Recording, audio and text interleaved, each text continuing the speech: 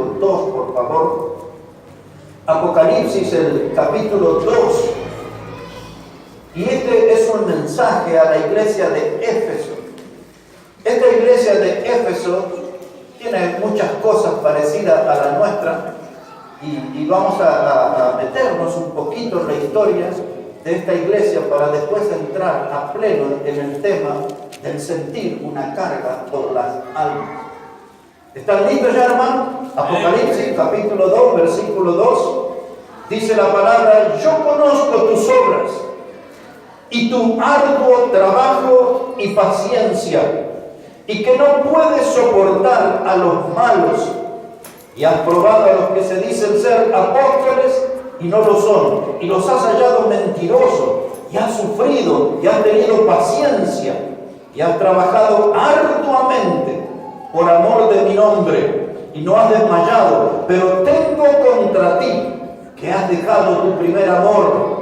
Recuerda, por tanto, de dónde has caído, y arrepiéntete, y haz las obras, pues si no, vendré pronto a ti, y quitaré tu candelero de su lugar, si no te hubieres arrepentido. La iglesia de Éfeso, en la historia, esta iglesia era conocida como la del amor ardiente.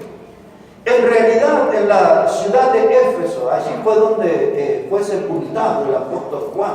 Está hasta el día de hoy su tumba ahí. Y en esta ciudad la gente era muy fervorosa, muy apasionada. Su ídolo era Diana. Y hasta un día estuvieron horas, dice la Biblia, horas estuvieron gritando a favor de Diana. Y en la iglesia había también gente fervorosa, de una fe ardiente. Y esta iglesia era una iglesia que tenía muchas virtudes, pero también podemos encontrar algún defecto. Era una iglesia donde había gente de mucho trabajo, gente muy esforzada, que hacía mucho sacrificio. Esta gente estaba comprometida con la causa de Cristo. Esta gente estaba comprometida con la obra misionera. Esta gente, mis hermanos, estaban comprometidos con la predicación del Evangelio. En esas cosas andaban ellos. Ellos creían en el ganar almas y andaban buscando las almas, a los perdidos, los que no conocían a Cristo. Ellos querían alcanzarlos con el mensaje del Evangelio. En esta iglesia, hermano, había discipulados, personas que entrenaban a otros. Había gente que sabía conservar los frutos. No es que las almas entraban y salían. Ahí era una iglesia que crecía. Tuvo su época de esplendor. Era una iglesia, hermanos, que siempre andaba auxiliando a otros en la vida espiritual y aún en la vida material. Pero cuando vemos aquí esta iglesia, vemos que eran gente de pocas pulgas estos hermanos. Porque dice que no soportaban a los malos. Aquella gente que venía para hacer maldad, para practicar la maldad, la gente de doble discurso, de doble vida, no tenían lugar en esa congregación. Dice, no soportaban a los malos. Y note que tampoco aceptaban a aquellos que venían dándose aire de que eran apóstoles y fueron hallados falsos. Esta gente cuidaba la sana doctrina, la salud espiritual de la iglesia, y cuando veían algunos raritos con doctrina rara que traía aires de apóstoles, dice, no los toleraron, sacaron a los falsos apóstoles. Había una limpieza espiritual en esta iglesia. Y también dice que ellos aborrecían a los nicolaitas. ¿Quién era esta gente? La palabra nicolaita habla de gente que venía de afuera de la iglesia y quería tomar el control de la iglesia y quería marcar un rumbo a la iglesia, pero no eran de la iglesia. Y ellos dicen, los aborrecían. No hay lugar para esa clase de gente. Si quieres estar en la iglesia, tienes que servir al Señor. Si quieres estar en la iglesia, tienes que ser fiel al Señor. Tienes que llevar una vida santa. No puedes llevar una doble vida. No puedes ser un hipócrita. Tienes que ser un cristiano de verdad. Es eso lo que descubrimos al estudiar un poquito la historia de esta iglesia de Éfeso. Y el Señor les dice a ellos, cuando nosotros te miramos, vemos que no has desmayado. Era una iglesia como todas, hermanos, con muchos problemas, muchos ataques. La fe de los hermanos era atacada, gente perseguida, pero dice el Señor, no has desmayado, te mantuviste, peleaste duras batallas, pero conservaste la fe, te mantuviste en la iglesia, y el Señor vio eso y valoró. Dice, pero llegamos, hermanos, al versículo 4, y ahí empieza una palabra que siempre anticipa problemas. Mire cómo empieza el versículo 4, dice, pero, después que Dios habla de todas las virtudes de esa iglesia, dice, pero, y cuando aparece esa palabra, hay que parar las orejas, porque Dios quiere darnos una advertencia. Dice Dios, tienes muchas virtudes, pero tienes un defecto grande. En una etapa de la iglesia, en una parte de la historia de esa iglesia, hubo algo que a Dios no le gustó, y Dios se lo señaló y se lo dijo por su nombre. Dice, pero has perdido tu primer amor. Venías bien, subiendo, levantando vuelo, creciendo, pero has perdido tu primer amor. Hubo un momento en la vida de algunos hermanos que hubo un descuido en su vida espiritual, un enfriamiento en la vida espiritual, y empezó a notarse un abandono en las cosas de Dios. Y esto que les pasó a la iglesia en Éfeso es lo que nos puede pasar a nosotros, que nos empezamos a descuidar, que el venir a la iglesia se transforma en una rutina mortal. Venimos a la iglesia casi por instinto, cantamos porque es el momento, pero no sentimos los cánticos, no estamos ahí, hermanos, concentrados en la palabra de Dios, no estamos tan interesados en una comunión verdadera con Cristo, en exaltar el nombre de Dios. Venimos a la iglesia como parte de una rutina, como un lunes a la mañana nos sentamos en una máquina postural, del mismo modo venimos a la iglesia, porque tenemos que hacerlo. Y algo así pasó en esta iglesia. Y eso fue lo que empezó a traer un enfriamiento. La fe de algunos empezó a decaer, hermano, y así fueron perdiendo el primer amor. ¿Qué es perder el primer amor? Ellos empezaron a perder el amor por Cristo. Ese amor se empezó a enfriar, el fervor se empezó a apagar, empezaron a perder el amor por la Biblia, ya no se leía la Biblia, ya la Biblia no era el centro en la vida de la iglesia y de los hermanos, empezaron a perder el amor por la oración, empezaron a perder el amor por los hermanos, ya preferían estar con los mundanos, mejor estar en un asado en el mundo que en un banquete espiritual en la casa de Dios. Y así fueron perdiendo el primer amor y llegaron a perder hasta el amor por los perdidos, es decir, que no les importaba si la gente iba al cielo o al infierno, les daba lo mismo. Eso era ir perdiendo el primer amor. Lo que les pasó a ellos nos puede pasar a nosotros. Cuando una persona pierde el primer amor, lo que Dios le está marcando que hubo una infidelidad espiritual. Y lo que Dios le estaba marcando que un amor sustituto nunca es bueno. Ni en la vida de un matrimonio, ni en la vida espiritual de una iglesia. El reemplazante, la reemplazante, el sustituto, el amor sustituto nunca es bueno, nunca es aprobado por Dios. Y Dios dice, vas a tener que elegir, o me amas a mí, o amas al otro. Y ahí esa iglesia tenía que elegir. Había perdido el primer amor. Era una cosa increíble, pero era una cosa que nos puede pasar a cualquier congregación y a cualquier cristiano. Hermanos, cuando nosotros empezamos a tener en nuestra vida mucha televisión, pero poca oración, empezamos a perder el primer amor. Cuando tenemos mucho tiempo para el celular, para los jueguitos, para andar navegando en el celular, y no tenemos tiempo para leer la Biblia, estamos perdiendo el primer amor. Cuando aparezco en los cultos casi como un turista y no como bautista, vengo ahí cada tanto, veo, están los hermanos, está la iglesia aquí, todo, ya 2 semanas más vuelvo, 3 semanas más vuelvo, el mes que viene los veo, ¿no? Y empezamos a perder el primer amor. Lentamente, casi como que no se nota, hermano, y ponemos a nuestra vida, le ponemos más énfasis a la diversión, y ya no nos llama la atención la predicación de la palabra de Dios. Y entonces comienza ese enfriamiento que se vuelve en un estado de hipotermia. La hipotermia espiritual, una persona que se vuelve hielo, que se vuelve frío completamente. Y es eso lo que le pasó a los hermanos de Éfeso. Y en esa zona de riesgo estamos nosotros también.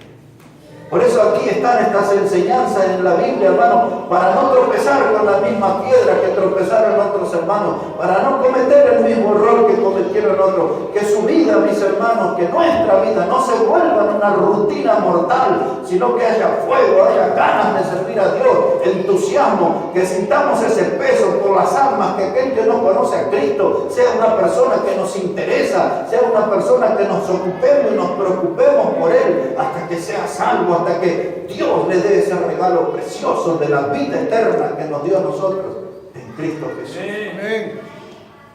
Pero aquí hay algo que me gusta, que a mí me gusta mucho de Dios, que tenemos un Dios de oportunidades. Dios le habló de sus virtudes, le habló de sus defectos y nos los dejó allí en un estado de sufrimiento. Dios le dijo: yo quiero una solución para ti. Y la solución es esta, le dice: arrepiéntete y vuelve donde has caído.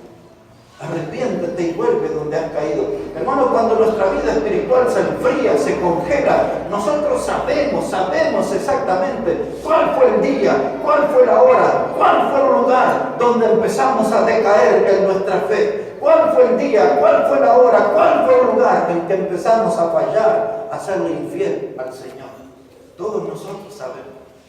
Y Dios nos dice: arrepiéntete y vuelve donde has caído. Hasta allí venías bien, hasta allí tu vida era ascendente, hasta allí tu vida cristiana era victoriosa, triunfante. Y luego vino la caída. Arrepiéntete, vuelve a aquel lugar y empieza a tomar vuelo para Dios de nuevo. Recupera ese entusiasmo, recupera esa fuerza, recupera esas ganas de servir al Señor. Por eso, hermano, hay un llamado aquí a recuperar la memoria. Dice: arrepiéntete y vuelve donde has caído. Recupera la memoria. Venías bien, venías caminando bien, venías teniendo victoria en tu vida. Y ahora viene Dios y nos da una nueva oportunidad. Yo digo esto, hermano. En la calle dicen ahí, seguido. Dice: el tren pasa una sola vez en la vida, dice, ¿no? Pero cuando Dios viene y nos da una oportunidad, hay que aprovechar esa oportunidad. Hay que arrepentirse, hay que cambiar el rumbo, hay que corregir, porque si no, hermano, la oportunidad se transforma en la amenaza. Y por eso le dice Dios, dice: arrepiéntete y vuelve a donde has caído, si no vendré a ti y quitaré tu candelero. Ahí está, la oportunidad después se transforma en amenaza. Dice: Dios, voy a quitar tu candelero.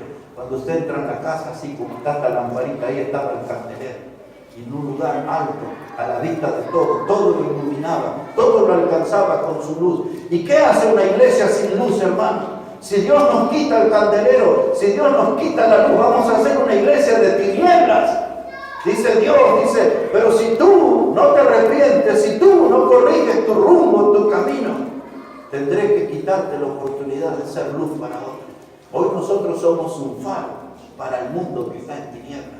Somos un faro de luz para los que están perdidos en el pecado. Y ellos nos miran a nosotros con el deseo de un día de llegar a ser salvos por Cristo como lo fuimos nosotros.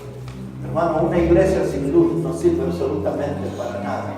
No debemos dejar que Dios nos quite el candelero. Es mejor arrepentirse y seguir iluminando en medio de esta generación maligna y perversa, como la definió el apóstol Pablo. Arrepiéntete, vuelve donde has caído. El apóstol Pablo, hermano, él tenía una gran preocupación en su vida. No vamos a ir a la cita, solo vamos a recordar un poco. Cuando en 1 Corintios 9, del verso 24 al 27, el apóstol Pablo habla allí, hermano, que nosotros teníamos que correr la carrera, refiriéndose a la vida cristiana. Dice: corred la carrera de tal manera que obtengáis el premio. Pablo dice: cada cristiano tiene que estar en el podio, no tiene que estar mirando como otros son victoriosos. Él tiene que ser victorioso. Hay que correr la carrera, hay que llegar al podio, hermano. Hay que estar en el lugar de la premiación. El apóstol Pablo dice que él tenía que luchar y después dice que él tenía que pelear. Se presenta como un atleta, después como un luchador, después como un boxeador, para derribar al rival con un golpe de nocaut y que el pecado no se vuelva a levantar contra nuestra vida. Y después llega el verso 27 y le dice Pablo, dice: no sea que habiendo sido heraldo para otros, ahora yo venga a ser eliminado. Y esa palabra era la tortura para Pablo y para muchos de nosotros.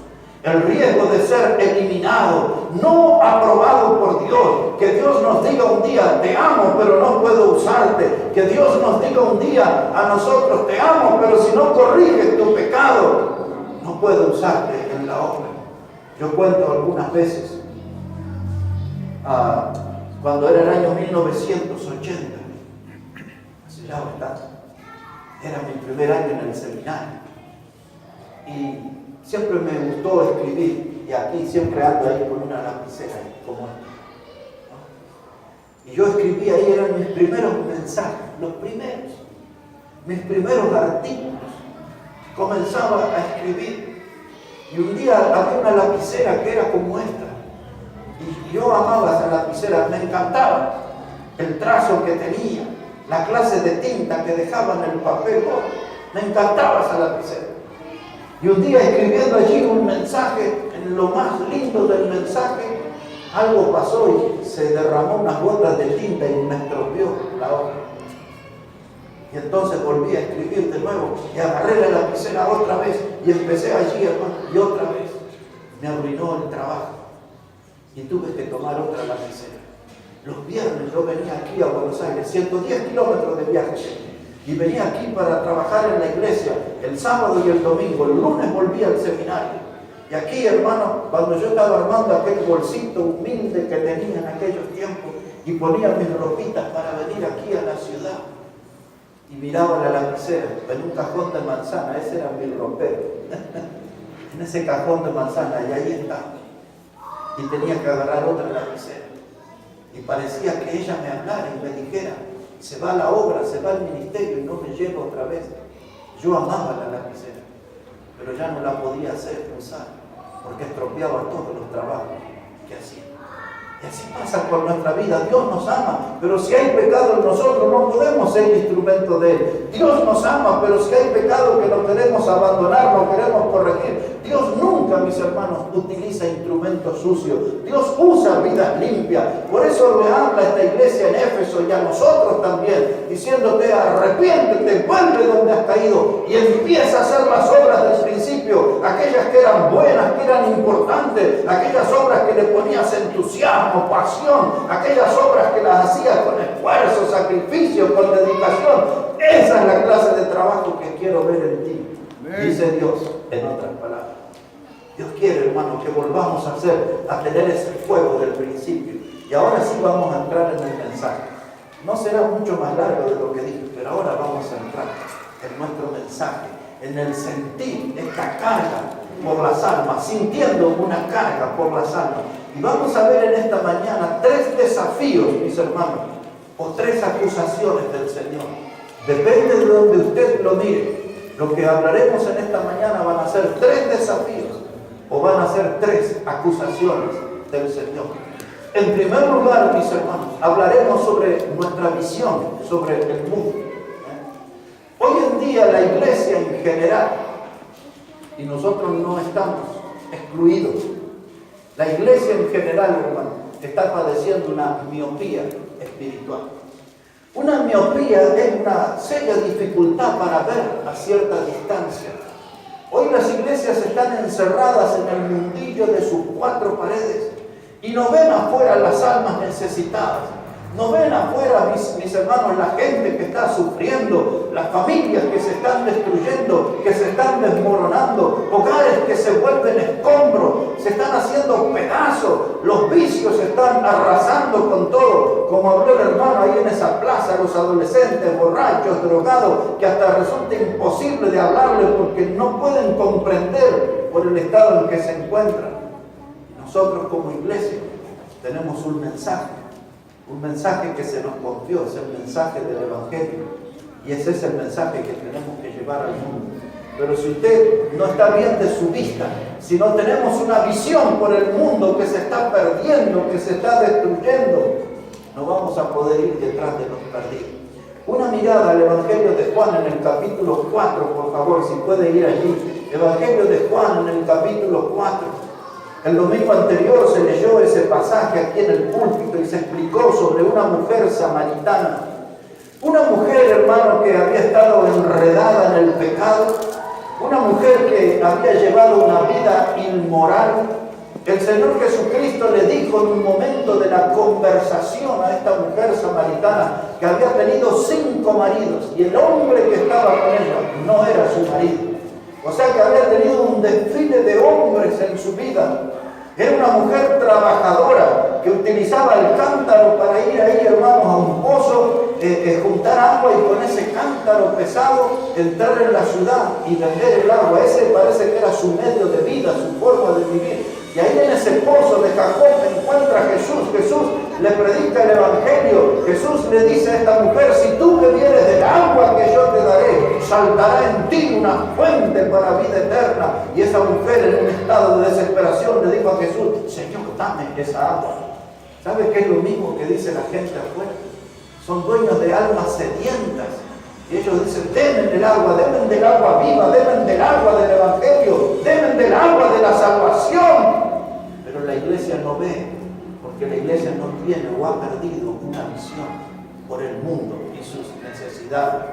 Y entonces Jesús le habla a esa mujer, y esa mujer cree en Cristo como su Salvador, y va al pueblo y entra allí y le habla a su gente y le dice: he hallado al profeta porque me ha dicho todo cuanto he hecho. La gente comenzó a creer en Jesús. Y cuando Jesús dijo esto y la mujer se fue al pueblo y dio testimonio del encuentro con Jesús, en el verso 35, esto es lo que sucedió. Observe, por favor. Juan 4, verso 35. Dice Jesús: ¿no decís vosotros, aún faltan 4 meses para que llegue la siega? He aquí os digo, alzad vuestros ojos y mirad los campos, porque ya están blancos para la siega. Esta era una conversación espiritual, mis hermanos. No es que había allí en el campo trigo o alguna otra cosa. Es que cuando el Señor mira hacia la ciudad de Samaria, venía una multitud de personas con túnicas blancas, vestidos de blanco, y el Señor le está diciendo esto a los apóstoles: levantad vuestros ojos, miren los campos, miren las almas, miren los necesitados, levantad los ojos, allí los campos están listos para la siega. Ya el testimonio lo dio la mujer a esa gente fue impactada y vino a buscar más noticias del Evangelio, de la salvación, y ahora el Señor lo anima a sus apóstoles, dice: es nuestra oportunidad, es la hora de trabajar, muchachos, vamos, levanten los ojos, venzan, derroten la miopía espiritual, ya los campos están listos, esos corazones están preparados para recibir la palabra, corazones preparados para recibir el mensaje de salvación. Es la misma clase de corazones que están por aquí, por esta ciudad. Las almas están preparadas y el Señor nos manda a levantar los ojos. Que la iglesia no se muera en una miopía espiritual. Hay que aprender a ver la necesidad de la gente, de la necesidad de Cristo, de la necesidad del Evangelio, de la necesidad de la salvación que tienen. Y mire qué lindo lo que pasó. Siga conmigo acá, verso 40. Versículo 40 dice: entonces vinieron los samaritanos a él y le rogaron que se quedase con ellos. Y se quedó allí 2 días. Y creyeron muchos más por la palabra de él. Y le decían a la mujer: ya no creemos solamente por tu dicho, porque nosotros mismos hemos oído y sabemos que verdaderamente este es el Salvador del mundo, el Cristo. Amén. Qué encuentro impactante. Gracias, le dijeron a la mujer, pero ahora ya no creemos solo por tu palabra. Ahora lo vemos a Jesús, el Salvador. Verdaderamente, decía la gente, Él es el Salvador del mundo, Él es el Salvador. Y la gracia de Dios se derramó y aquellos fueron salvos. Y todo comenzó por una mujer. Una mujer de vida inmoral. Una mujer de un alma oscura, tenebrosa. Esa alma fue salva. Ese fue el instrumento que Dios usó. Una mujer que cambió su vida. Porque dice la Biblia que dejando el cántaro, dejó el cántaro y se fue a la ciudad a hablar con los suyos. Esa es una enseñanza para usted y para mí, que para servir a Dios algo siempre vamos a tener que dejar. Ay, hay algún pecado que me impide servir a Dios. Hay algún pecado que me tiene atado, maniatado. Hay algún pecado que me quita las fuerzas, que me quita el gozo. Dice Dios, deja eso como la mujer dejó el cántaro. Deja ese pecado y siéntete libre y comienza a servir a Cristo. Amén. Ve y da testimonio de tu Salvador desde una vida limpia, desde una vida salva por Cristo Jesús. Amén. Recuperando, mis hermanos, la visión. En el libro de Hechos, el capítulo 16, si puede ir un momento aquí. Quiero hablarles un par de minutos porque ya he usado ese texto en otra oportunidad para hablarles sobre el clamor de Macedonia. Mire cómo dice la palabra de Dios, Hechos de los Apóstoles, capítulo 16. Dice la palabra allí, versículo 8. Venía el apóstol Pablo en su viaje misionero y dice la Biblia aquí, Hechos 16, verso 8, dice, pasando junto a Misia, descendieron a Troas y se le mostró a Pablo una visión de noche. Un varón macedonio estaba en pie, rogándole y diciendo, pasa a Macedonia y ayúdanos. Cuando vio la visión, enseguida procuramos partir para Macedonia, dando por cierto que Dios nos llamaba para que les anunciásemos el Evangelio. Ahí está el clamor, una visión. Pablo no fue miope, Pablo vio la necesidad de los macedonios. Cuando vio esa visión y ese varón que clamaba, que le decía, pásanos a ayudar, tráenos la preciosa palabra de Dios, ven a sembrar las preciosas semillas del Señor, tráenos el mensaje del Evangelio, tráenos el mensaje de salvación, tráenos esa bendición celestial, Pablo, ven a ayudarnos, ven a ayudarnos. Los vicios nos están destruyendo, las inmoralidades, la idolatría, el vivir lejos de Dios, de espaldas a Dios, el ser dueño de un alma vacía, esto nos está haciendo pedazos. Vengan, ayúdennos, ayúdennos, ayúdennos. Hermanos, todos nosotros sabemos de dónde nos sacó el Señor. Amén. Todos nosotros sabemos que habíamos caído bajo en el pecado, pero Dios mostró su misericordia, Dios mostró su amor, Dios nos ha perdonado pecados, hermanos, realmente asquerosos de nuestra vida, y la sangre de Cristo vino y nos limpió todo ese pecado y nos dio una vida nueva. Nosotros necesitábamos también de esa ayuda de Dios, y alguien vino y nos predicó, alguien vino y nos invitó a la iglesia, alguien vino y nos dio el mensaje de salvación. Cristo nos salvó, Cristo nos perdonó, Cristo nos regaló la vida eterna, pero ahora son otros los que están gritando, otros son los que están clamando, vengan bautistas, háblenme del Evangelio, ayúdenos, ayúdenos. La familia se hace pedazo, los hijos se vuelven al alcohol, a las drogas, mi familia se está cayendo en lo más bajo del pecado. Vengan bautistas, vengan gente de la iglesia, háblennos de Dios, háblenme del Evangelio. Es un mundo que grita desesperadamente, hermano, pidiendo ayuda. Y nosotros estamos aquí tranquilos porque ya Cristo nos perdonó, nos salvó, nos regaló la vida eterna. Nosotros estamos bien, hermano. Pero los otros todavía siguen gritando, vengan a ayudarnos, vengan a ayudarnos, vengan a ayudarnos. Porque no vamos a ir muy lejos andando en el pecado. Recuperando la visión, hermano, sintiendo esa carga por las almas, recuperando la visión, mis hermanos, de este mundo que se está perdiendo. ¿Cuánto más, mis hermanos, va a durar este mundo? Si usted no quiere creer en la Biblia o no quiere entender la Biblia, mire el mundo entonces por medio de las noticias, ¿no? Aquí, 14 millones de pobres en este país. Estamos ahora. Ahí al lado, Bolivia, los serios conflictos que ya todos conocemos muy bien. Chile, más de 30 muertos.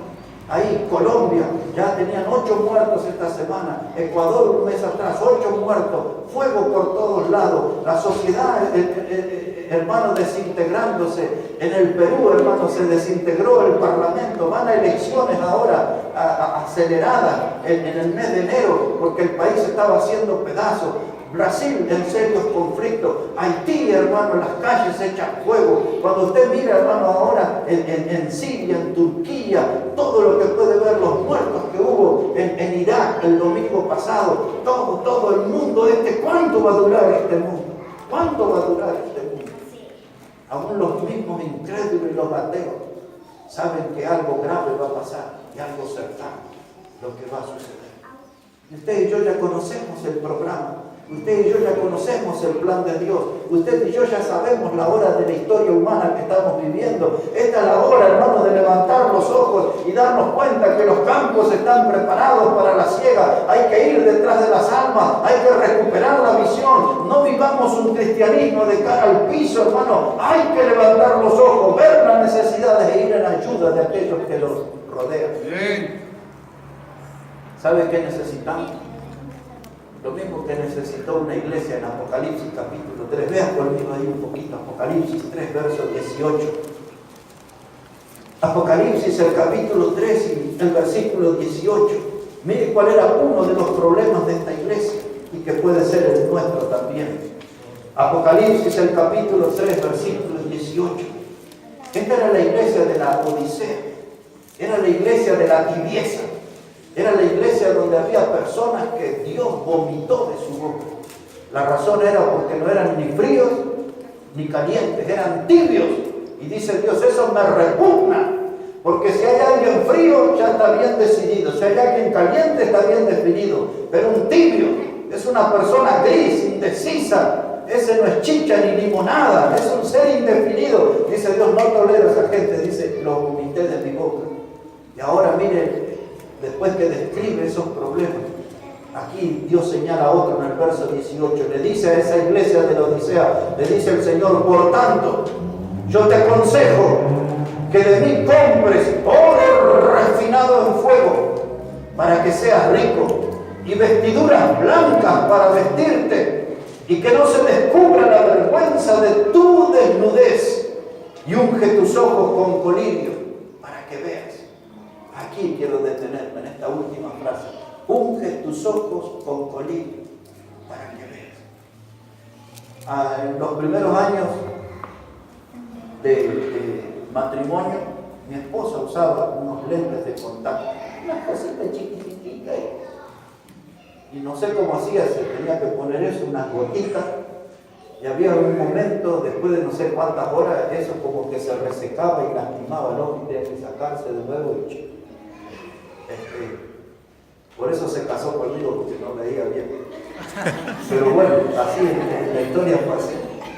Pero tenía que estar ahí con un cosito y mirar y caía una gotita o dos, no recuerdo cuánto se ponía en el ojo. Y después ya veía bien, estaba bien. Ya se asustaba cuando me veía. Y así, hermano, hay tanta gente que tiene dificultades en sus ojos.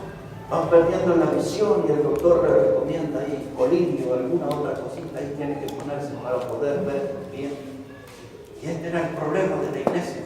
Se habían olvidado de los perdidos, y hasta se habían olvidado de Cristo, porque esta fue la iglesia que lo dejó a Cristo afuera. Y el Señor dice que estaba golpeando a la puerta, queriendo entrar a su iglesia.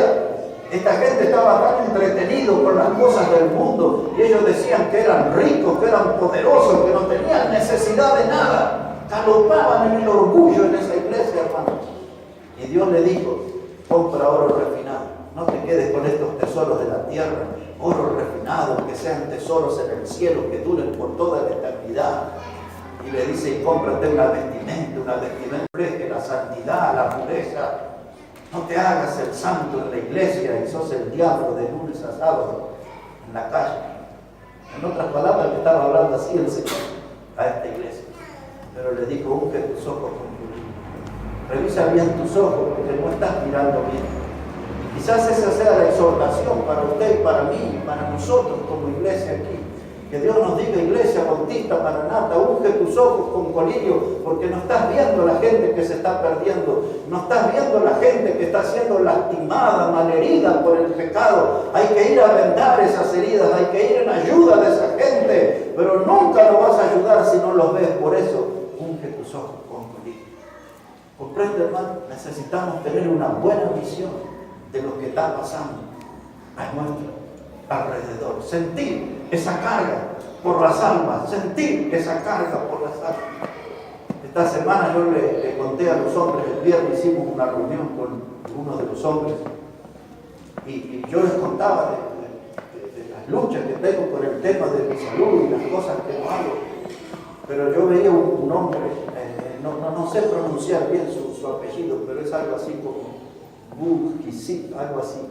Es un hermano que le faltan los brazos y le faltan las piernas. Y él se mueve así, no sé cómo camina, pero el hombre se mueve. Y es casado y tiene hijos, todo, ¿no? Y hasta hace una semana atrás lo vi en una foto con el presidente Putin de Rusia. El hombre predicando, no tiene piernas, no tiene brazos, pero tiene una pasión por la alma y un amor por Dios. Y ayer justo encontré y empecé a leer un poquito nomás de su vida. Creo que él es de Australia, en lo que alcancé a ver, pero tengo que leer más de él. Pero ese hermano es un testimonio tremendo, hermano. El entusiasmo por la alma, el amor que tiene por Dios y por los perdidos. No tiene piernas, no tiene brazos, pero lleva el evangelio y va de país en país. Y en la medianoche encuentro que el pastor, amigo mío, que tiene más de 120 libros escritos y vivimos muchos años sirviendo juntos en los Estados Unidos, estaba predicando anoche en Costa Rica, en la iglesia de otro pastor que es amigo mío también. Y él estaba contando, el pastor, 73 años tiene.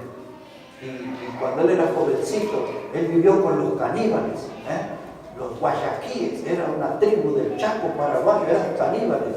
Y él cuando tenía 23, 22 años vino de misionero ahí, y ahí tomó una enfermedad que le arruinó la mitad del cerebro. Y yo contaba, hermano Jaime, hoy, este hombre tiene que dormir todos los días conectado a una máscara de oxígeno, porque esa parte del cerebro que Dios le da la orden para respirar. Y él, hace 2 años nos reencontramos en Santa Cruz de la Sierra, y ahí él dijo, fuimos a un restaurante y mientras los hermanos compraban la comida, fuimos a un segundo piso y él me dijo, quiero que me hables de tu salud.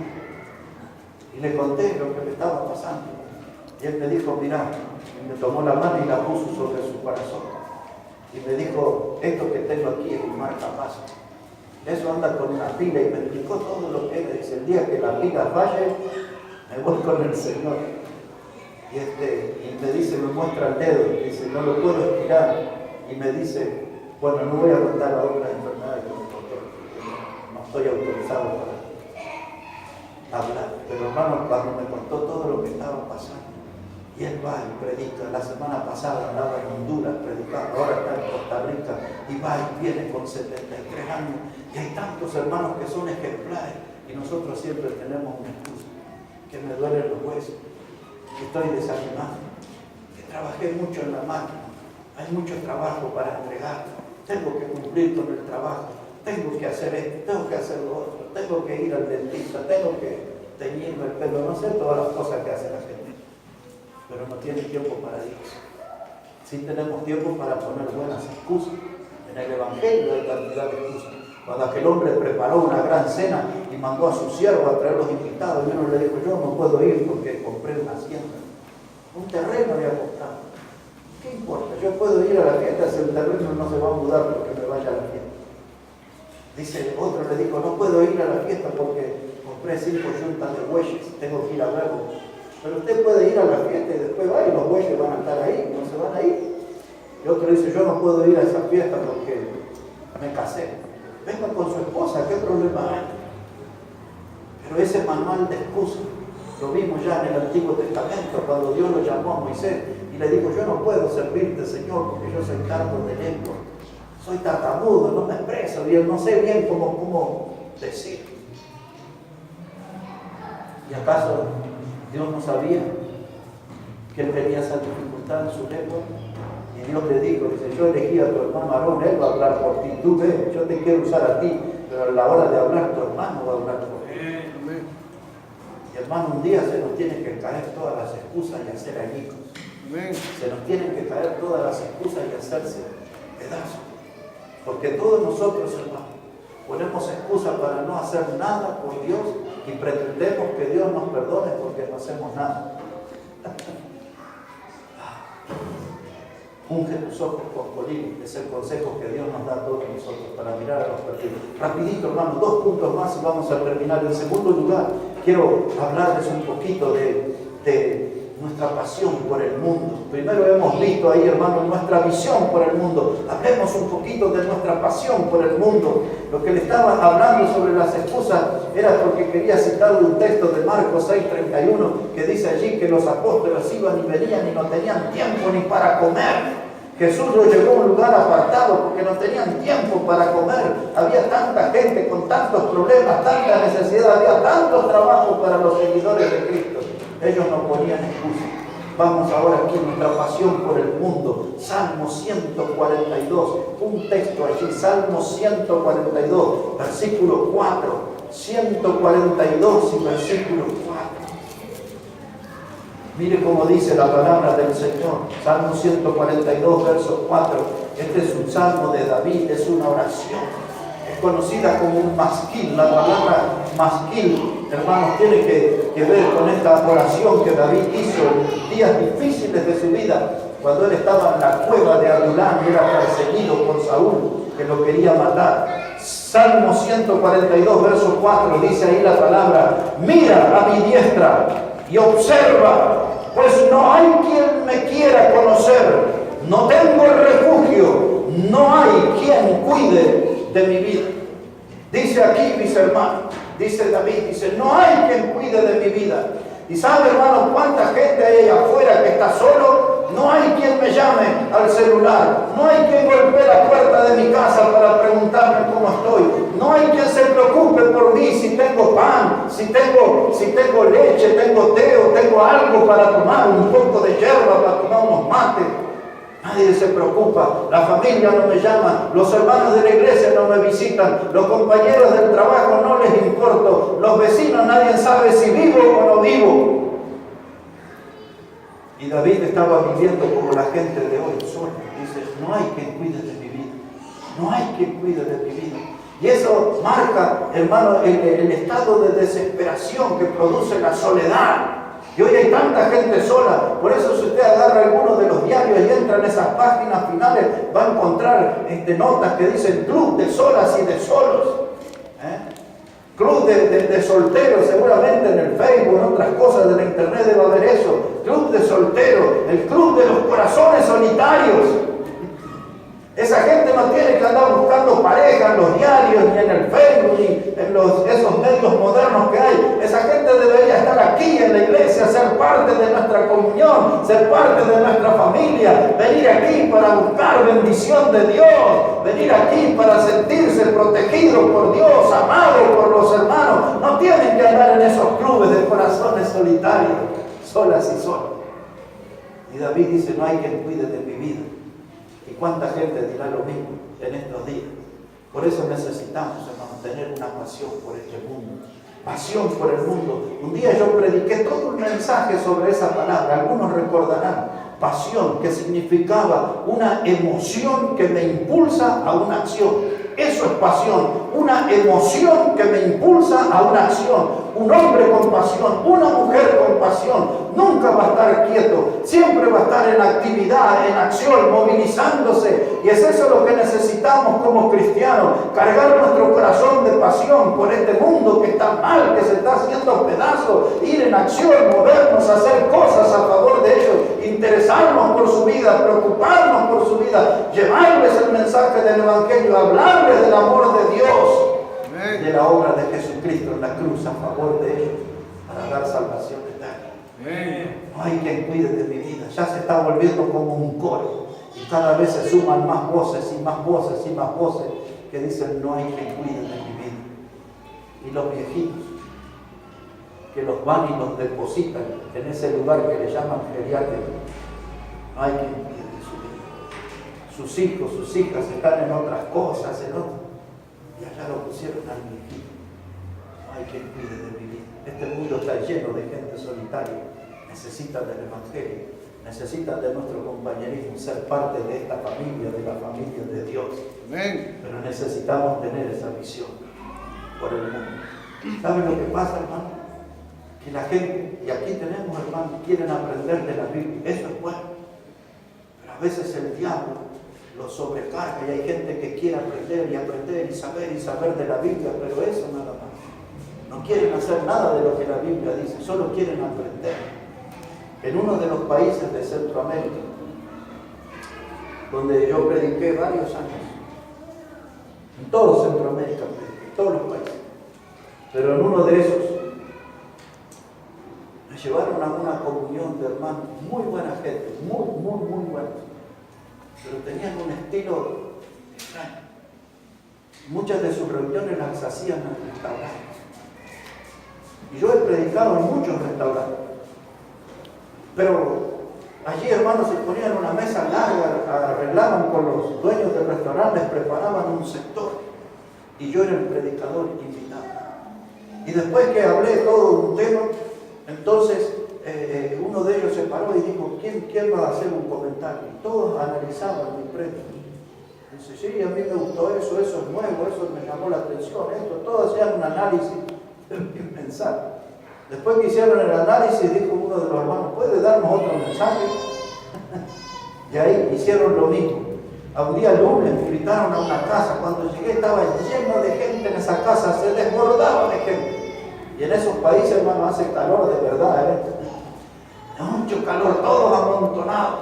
Y llegó un momento y me presentaron y me puse a predicar ahí. Y después que terminé, otra vez hicieron lo mismo. Todos analizaban el mensaje, que la palabra griega, que la hebrea, que esto, que lo otro. Y yo me di cuenta que eran gente buena, pero solo quieren aprender y aprender y aprender de la Biblia. No quieren practicar de la Biblia. No quieren salir, andan en la búsqueda del conocimiento. Y mis hermanos, cuando yo aprendo de la Biblia, tengo que practicar lo que se llama sabiduría. La palabra sabiduría significa conocimiento aplicado. Aprendí esto de la Biblia y lo practico. Aprendí que debo ser más santo, practico más santidad. Aprendí que debo abandonar tal pecado, tengo que dejar ese pecado. Eso es sabiduría. Aprendo y aplico en mi vida. Pero si yo solo quiero aprender,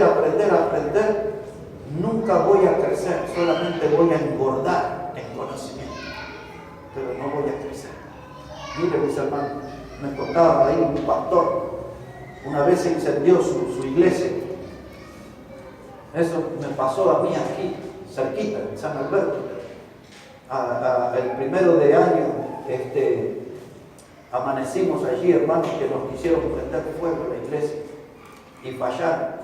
Pero el 5 de enero a la medianoche volvieron y trajeron bombas molotov, y eran de esos grupos nazis, y nos pusieron en las paredes que dan a la calle de la iglesia los símbolos del macho cabrío, o sea que venían todos preparados y ponían las esvásticas nazis, todos unos escritos horribles, y teníamos adentro un hombre ciego con sus hijas viviendo, y se agarró todo ese fuego.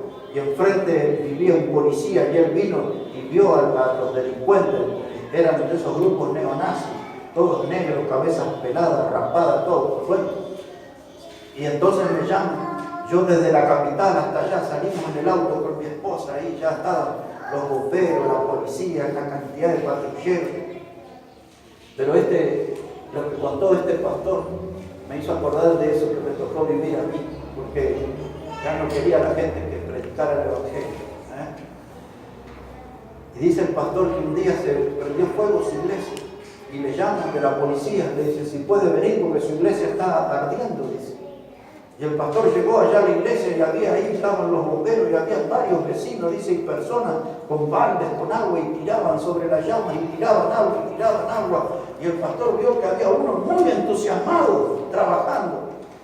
Cuando se aquietan las llamas, el pastor se dio cuenta que ese hombre era ateo, ese hombre no creía en Dios, decía que Dios no existía.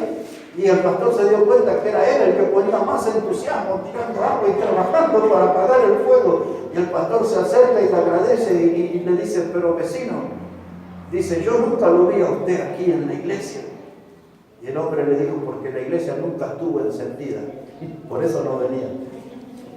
En nuestra vida espiritual, hermanos, si no hay fuego en los cristianos, ¿quién va a querer sumarse a una iglesia apagada? ¿Quién va a querer acercarse a una iglesia que nos produce calor, que nos transmite vida? Hermanos, tenemos que encendernos con el fuego de Dios. Una iglesia encendida y hasta los ateos van a venir a compartir con nosotros, a sentarse con nosotros cuando vean que estamos vivos y vivos para Cristo. Amén. Ese es nuestro desafío.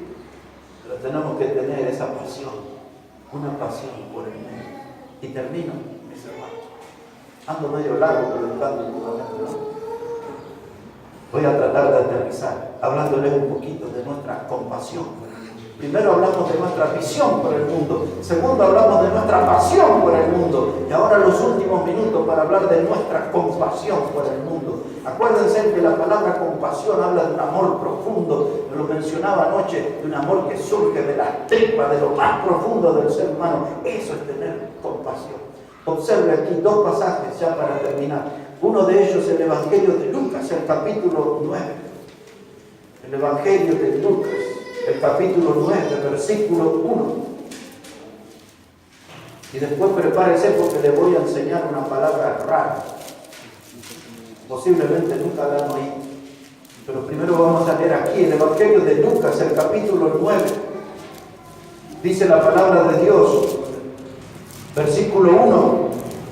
Dice, habiendo reunido a sus 12 discípulos, les dio poder y autoridad sobre todos los demonios y para sanar enfermedades, y los envió a predicar el reino de Dios y a sanar a los enfermos, y les dijo, no toméis nada para el camino, ni bordón, ni alforja, ni pan, ni dinero, ni llevéis 2 túnicas, y en cualquier casa donde entréis quedad allí, y de allí salid. Y donde quiera que no os recibieren, salid de aquella ciudad y sacudid el polvo de vuestros pies en testimonio contra ellos. Y saliendo pasaban por todas las aldeas, anunciando, ¿qué cosa, mis hermanos? El Evangelio. El Evangelio, y sanando por todas partes. 12 hombres, no tenían nada, no tenían alforja, no llevaban un sandwichito, un paquete de galletitas, no llevaban una botellita de agua, nada. Le dijo el Señor, vayan a predicar, ocúpense de anunciar el Evangelio, de sanar las enfermedades. Les doy de esta clase de poder para que hagan ese trabajo. No se preocupen de lo que van a comer, vayan a las casas, y si los reciben en esas casas, gloria a Dios, pero si no los reciben, entonces sacudí los pies, porque ese polvo en la eternidad va a testificar contra esa gente. Cuando estén en el infierno, Dios le va a decir, estás allí porque despreciaste el mensaje del Evangelio, despreciaste la salvación. Aquí está el polvo que da testimonio de cómo le diste la espalda a la salvación ofrecida. Y ahora tenían que ir ellos predicando el Evangelio. Ahora, curiosamente, esa es la misma misión que Dios nos encomendó a nosotros. Dios nos dijo, ir por todo el mundo y predicar el Evangelio a toda criatura. Marcos 16:15. Dios dijo en el Evangelio de Mateo, capítulo 28, verso 18, dice que tenemos que ir por las naciones y hacer discípulos, bautizándolos en el nombre del Padre, del Hijo, del Espíritu Santo, y enseñándoles que guarden todas las cosas. Biblia, enseñar la palabra de Dios. Es lo que Cristo nos ha mandado. Amén. Hacer discípulos, esa palabra significa seguidores de Cristo. No seguidores de una religión, no seguidores de líderes humanos, seguidores de Cristo, seguidores de Dios. Esos son los discípulos, seguidores de Dios. Pero la palabra, hermanos, que le quería enseñar, yo la escuché 2 veces en mi vida. La primera vez era el año 1992, en la provincia de Córdoba. Estaba un pastor de Estados Unidos predicando y alguien le estaba traduciendo el mensaje. Y el traductor se trabó y lo miró y dijo procrastinar. Después que terminó eso, un pastor amigo mío le hacía broma y dice, ¿qué dijiste? ¿Qué es esa palabra? No existe. Año 1992. Y hace poquitos días le había esa palabra. Ayer me acordé y me metí en el diccionario. Es difícil pronunciar, procrastinar, una palabra latina. Y esa palabra lo que significa es postergar, es no asumir una responsabilidad que nos confió, es dejar algo para hacia adelante, es dejar algo aplazado, dejarlo, más adelante lo voy a hacer, aplazar las tareas, posponer, postergar todo. ¿Por qué estoy hablando de esa palabra rara? Procrastinar. Porque esa palabra nos refleja a nosotros, porque nosotros somos de esos. Ya, mañana me voy a poner bien. no me apure, mire, falta un mes y entramos en el 2020, ahí me voy a poner bien. Ahí me van a tener todos los sábados, todos los domingos en la iglesia. Ahí voy a ganar alma, ahí voy a traer invitados, ahí voy a repartir folletos, ahí me voy a venir al frente y voy a compartir la lectura bíblica. Me voy a levantar en la congregación y voy a orar. Aguánteme, un mesito más y ya llegamos al 2020 para más adelante. ¿Por qué no empezamos a hacer ahora todo eso? ¿Por qué postergar? ¿Por qué dejar las cosas para mañana? Por eso el apóstol Pablo, cuando le escribió a los Romanos capítulo 12 verso 9, le dijo: lo que requiere diligencia, no perezoso, le dijo Pablo, fervientes en el espíritu, sirviendo siempre al Señor. Y esa palabra ferviente habla de la presencia de fuego, con fuego en el espíritu, no una iglesia apagada, no una vida apagada, un corazón encendido para Cristo, un corazón encendido para Dios. Amén. Procrastinar, qué difícil. No dejes para mañana.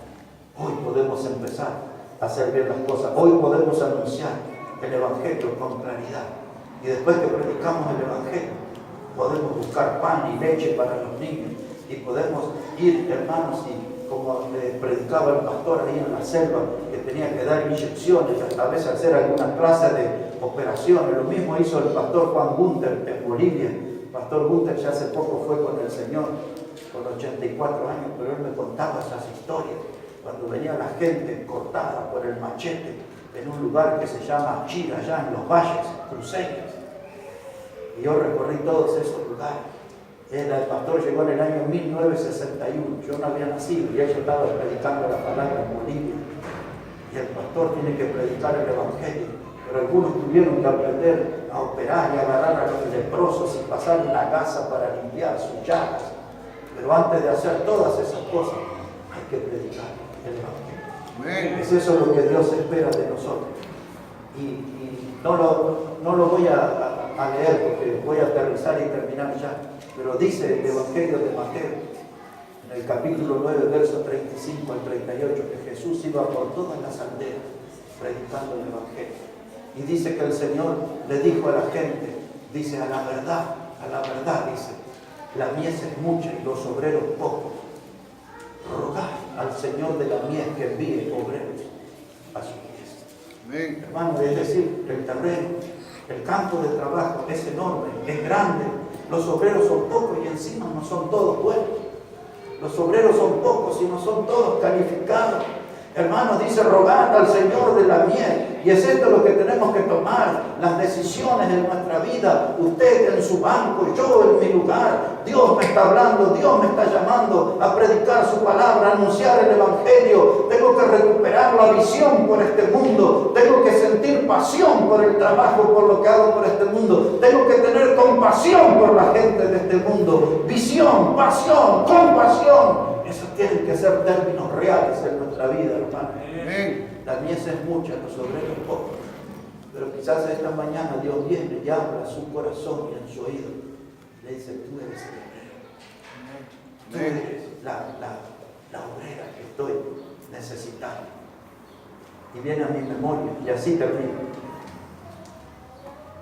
Ya casi 35 años atrás.